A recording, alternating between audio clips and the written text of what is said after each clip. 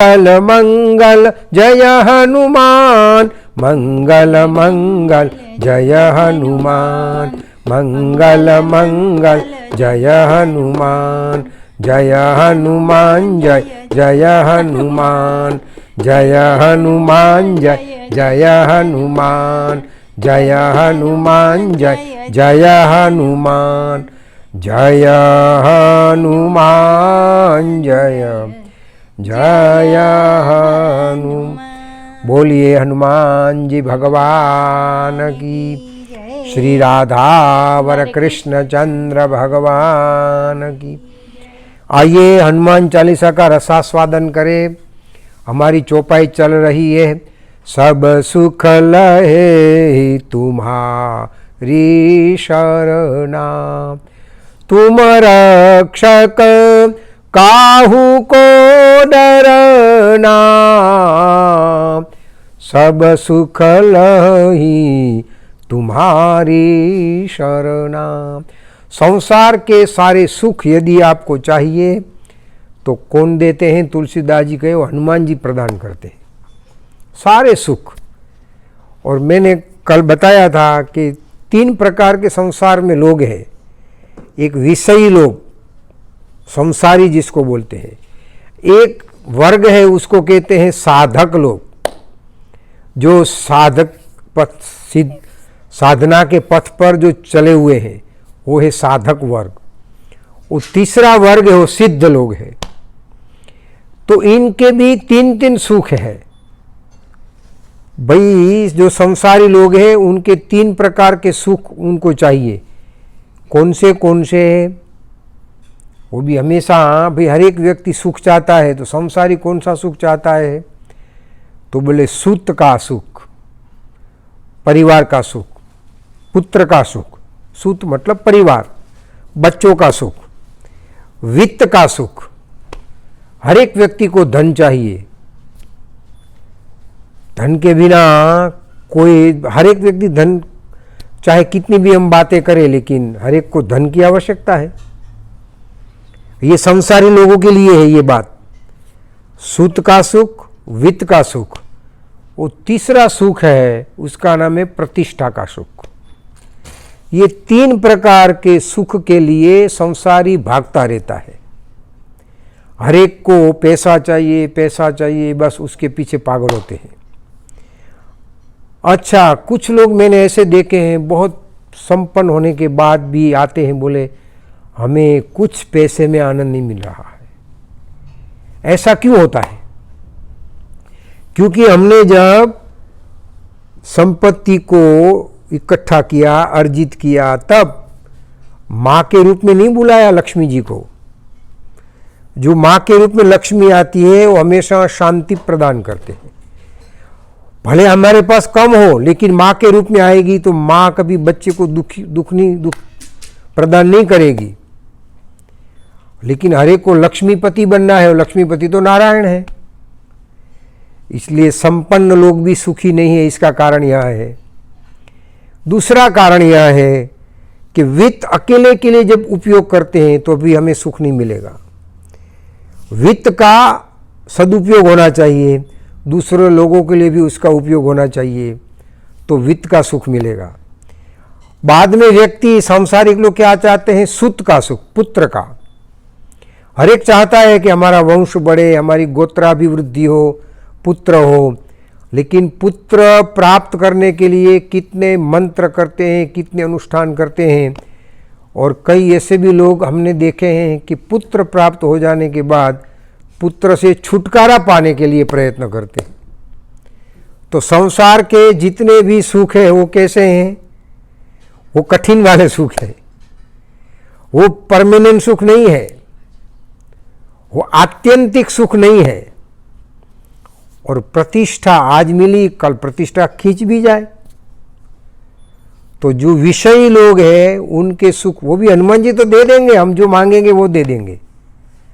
लेकिन हनुमान जी कहते हैं कि वो हमेशा आत्यंतिक सुख में उसकी गिनती नहीं है।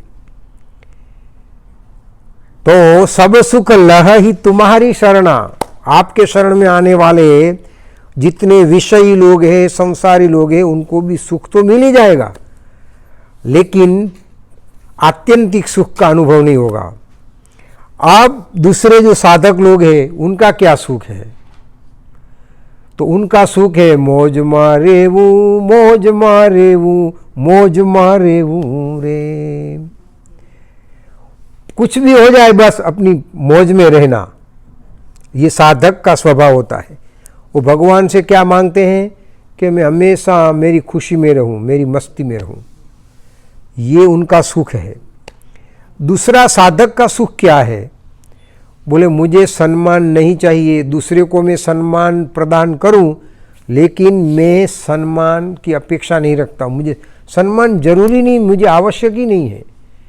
ये साधक का दूसरा सुख है। साधक चाहता ही नहीं कि मुझे सम्मान मिले, बस मैं दूसरों को सम्मान देता रहूं। ये साधक का दूसरा सुख, कि सम्मान की अपेक्षा ना हो, ये उनका सुख है। और एक और सुख क्या है? मुझे लगी श्याम संग प्रीत, दुनिया क्या जाने, क्या जाने कोई क्या जाने, मुझे मिल गया मन का मीत, दुनिया क्या जाने। ये जिसके अंदर भाव आ जाता है ने, ये है साधक का सुख।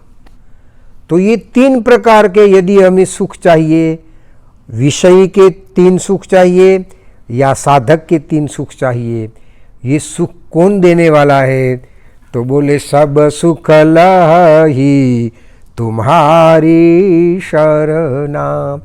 यदि कोई भी सुख चाहिए, सब सुख इसलिए तुलसीदास जी ने लिखा, सब शब्द यहाँ बड़ा मर्मवाचक है कि हर एक प्रकार का सुख चाहिए तो हनुमान जी के पास मिलेगा। संसारी का सुख भी मिलेगा, साधक का सुख भी मिलेगा। एक और है जो दुनिया में केवल 10% लोग हैं सारे वर्ल्ड में, वो है सिद्ध लोग। सिद्ध लोग को क्या चाहिए? बोले प्रसन्नता का सुख। चाहे मंदी आए, चाहे तेजी आए, चाहे कोरोना आए, चाहे और कोई महामारी आ जाए, चाहे जीवन रहे, चाहे मृत्यु आ जाए, दोनों का सहज स्वीकार करना, ये सिद्ध लोगों का सुख है। सिद्ध लोग डरते नहीं हैं, न मृत्यु से डरते हैं, न महामारी से डरते हैं, न किसी चीज का जिनको डर नहीं है। अभयम सत्व संशुद्धि ज्ञान योग व्यवस्थिता। भगवान कृष्ण ने गीता में भक्त के लक्षण में सबसे पहले कहा कि निर्भयता वो बहुत बड़ा गुण है सिद्ध का। तो जो सिद्ध का सुख है वो कहाँ से मिलेगा? बोले वो भी हनुमान जी दे देंगे। बिना हनुमान जी आप कहीं सुख प्राप्त नहीं कर सकते। हनुमान जी के लिए तुलसीदास जी ने इतनी बड़ी महिमा गाई है, इसलिए लिखा है सब सुख लहे तुम्हारी शरणा। भाई अलग अलग देवता है, वरुण अलग देवता है, पानी के देवता अलग, पवन के देवता अलग, लेकिन हनुमान जी में सभी है, इसलिए वो सब प्रकार के वो सुख प्रदान करते हैं। तो सिद्ध का सुख क्या हो गया? बोले हर एक परिस्थिति का स्वीकार कर लेना, ये बहुत बड़ा सुख है। मंदी में भी मस्त रहे, वो सिद्ध का। लोग हिल जाते हैं, घर में बैठे रहे, चाहे बाहर जंगल में घूमते रहे, चाहे संसार के बीच में रहे, चाहे अकेले रहे, दोनों में जो मस्त रह सकते हैं वो सिद्ध है। लोग डिप्रेशन में चले जाते हैं अकेले अकेले बैठे बैठे, सिद्ध लोगों का कोई असर नहीं होता। तो ये सिद्ध लोगों का सुख भी हनुमान जी प्रदान करेंगे। फिर कौन सा सुख है सिद्ध लोगों का? बोले पायो परम विश्राम, जो परम विश्राम में प्राप्त हो गए हैं। अब और कोई सुख की अपेक्षा ही नहीं है। जिनको राम मिल जाए फिर दुनिया से उनका क्या काम है। भाई एक व्यक्ति हाथ में एक बहुत महंगा पत्थर लेके जा रहा था। वो पत्थर भी ऐसे ही फिजूल का पत्थर नहीं था, कुछ सुंदर देखने वाला पत्थर था, उसमें कार्विंग भी किया था, तो हाथ में लेके जा रहा था। अब दोनों हाथ में उसने पत्थर तो उठाए, लेकिन जाते जाते रास्ते में गया तो बीच में उन्होंने डायमंड देखे, तो सारे पत्थर फेंक दिए और डायमंड उठा लिए। तो पायो परम विश्राम, जिन्होंने परम विश्राम राम को पा लिया। पहले तो संसार के पत्थर थे हाथ में, लेकिन जैसे ही वो डायमंड देख लिया, हीरा हाथ में आ गया, तो पत्थर को फेंक दिया।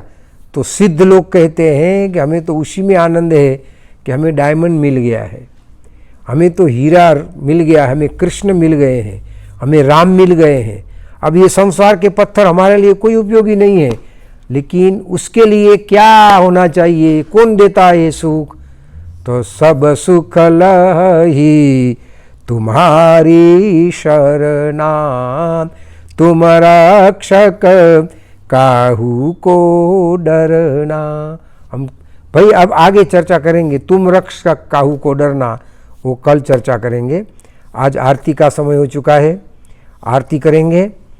11 तारीख गुरुवार के दिन महाशिवरात्रि है। सबका हम रुद्राभिषेक अब घर में बैठ के बराबर 4:30 बजे ऐसे 4